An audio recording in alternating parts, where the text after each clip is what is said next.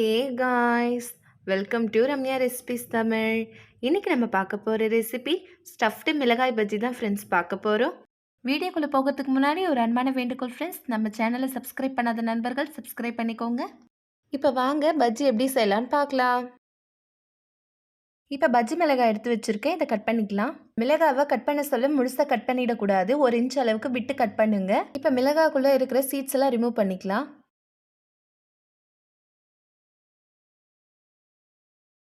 பாருங்க, சீட்ஸ்லாம் ரிமூவ் பண்ணியாச்சு. இந்த மாதிரி எல்லா மிளகாயும் கட் பண்ணி சீட்ஸ்லாம் ரிமூவ் பண்ணிக்கோங்க. இப்போ ஸ்டஃபிங் செய்யறதுக்கு ஒரு பேன் வச்சு எண்ணெய் ஊற்றிக்கலாம். இப்போ ஆயில் நல்லா ஹீட் ஆனதும் 1 டீஸ்பூன் சீரகம் சேர்த்துக்கலாம். ஒரு துண்டு இஞ்சியை பொடியை கட் பண்ணி வச்சுருக்கேன், அதை சேர்த்துக்கலாம். இப்போ ஒரு பச்சை மிளகாயை கட் பண்ணி வச்சுருக்கேன், அதை சேர்த்துக்கலாம். ஒரு வெங்காயத்தை கட் பண்ணி வச்சுருக்கேன், அதை சேர்த்துக்கலாம். இப்போ வெங்காயம் நல்லா வதங்கி வரட்டும். இப்போ வெங்காயம் நல்லா வதங்கி வந்துருச்சு. 1/4 டீஸ்பூன் மஞ்சத்தூள் சேர்த்துக்கலாம். 1 ஸ்பூன் மிளகாய் தூள் சேர்த்துக்கலாம். 1 டீஸ்பூன் ஜீரகத்தூள் சேர்த்துக்கலாம். உப்பு சேர்த்துக்கலாம். இப்போ இதெல்லாத்தையும் நல்லா வதக்கி விட்டுக்கலாம். 2 உருளைக்கிழங்கை வேக வச்சு மசிச்சு வச்சுருக்கேன், அதை சேர்த்துக்கலாம்.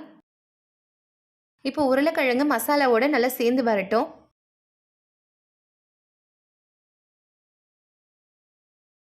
பாருங்க, இப்போ உருளைக்கிழங்கு மசாலாவோட நல்லா சேர்ந்து வந்துருச்சு. கொத்தமல்லி தழை தூவிக்கலாம்.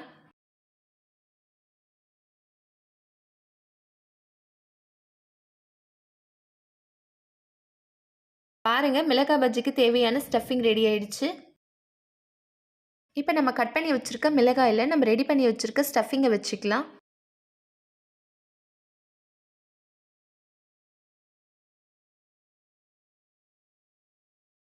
பாருங்க, மிளகாயில் ஸ்டஃபிங்கை நம்ம ஃபில் பண்ணியாச்சு. இந்த மாதிரி எல்லா மிளகாயிலையும் ஸ்டஃபிங்கை ஃபில் பண்ணிக்கலாம். இப்போ பஜ்ஜி பேட்டர் ரெடி பண்ணுறதுக்கு பவுலில் 1 கப் கடலை மாவு சேர்த்துக்கலாம். 1/4 கப் அரிசி மாவு சேர்த்துக்கலாம். அரிசி மாவு சேர்க்கறதுனால பஜ்ஜி நல்லா கிறிஸ்பியாக இருக்கும். 1 ஸ்பூன் மிளகாய் தூள் சேர்த்துக்கலாம். நான் இன்னைக்கு கலருக்காக காஷ்மீரி மிளகாய் தூள் சேர்த்துருக்கேன். நீங்கள் விருப்பப்பட்ட ஆரஞ்சு ஃபுட் கலரும் சேர்த்துக்கலாம். இப்போ உப்பு சேர்த்துக்கலாம். 1/4 டீஸ்பூன் பெருங்காயத்தூள் சேர்த்துக்கலாம். 1/2 டீஸ்பூன் பேக்கிங் சோடா சேர்த்துக்கலாம். பேக்கிங் சோடா சேர்க்கறதுனால பஜ்ஜி நல்லா ஃப்ளஃபியாக இருக்கும். இப்போ இது எல்லாத்தையும் விஸ்க வச்சு நல்லா மிக்ஸ் பண்ணிக்கலாம். இப்போ கொஞ்சம் கொஞ்சமாக தண்ணி சேர்த்து நல்லா மிக்ஸ் பண்ணிக்கலாம்.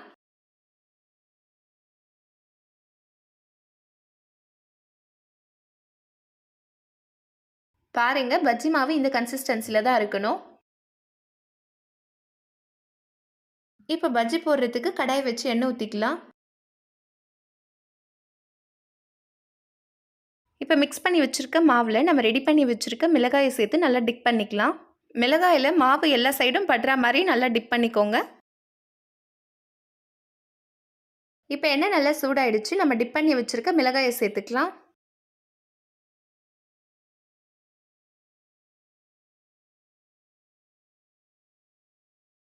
பாருங்க, பஜ்ஜி கோல்டன் ப்ரௌன் கலர் வந்துடுச்சு, எடுத்துக்கலாம்.